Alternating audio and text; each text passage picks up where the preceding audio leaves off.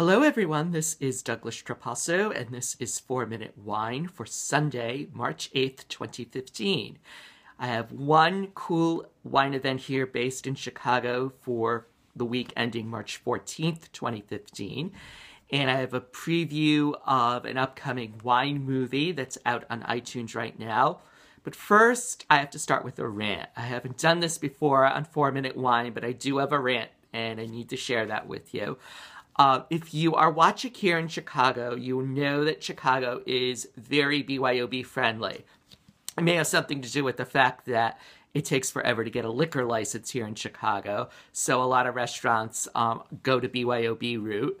And I've been at a particular restaurant on the north side twice now, actually a couple of times, but the last two times I've had a little bit of an unpleasant experience because they really had a hard time getting my bottles open.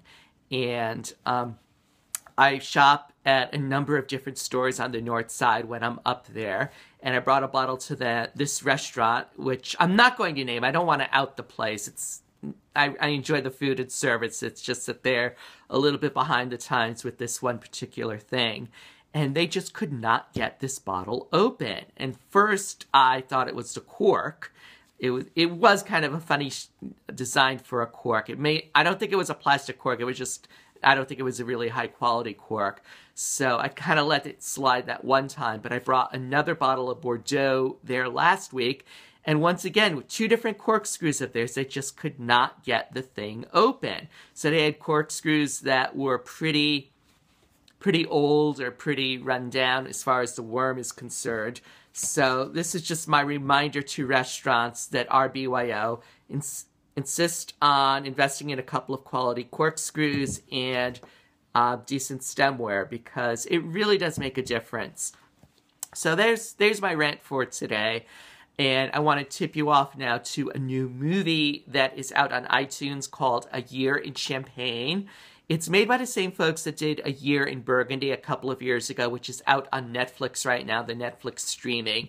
And this movie, this new one, profiles 6 different champagne houses during a very difficult 2012 vintage. So it's out on iTunes now. I have a link to it in my show notes, and I want to tip you off to the Music Box Theater will also be showing it as part of their Wine and Film series, which is going to be on April 22nd. And I also put a note in my public page for this show that gives you the names of the other movies in that particular series.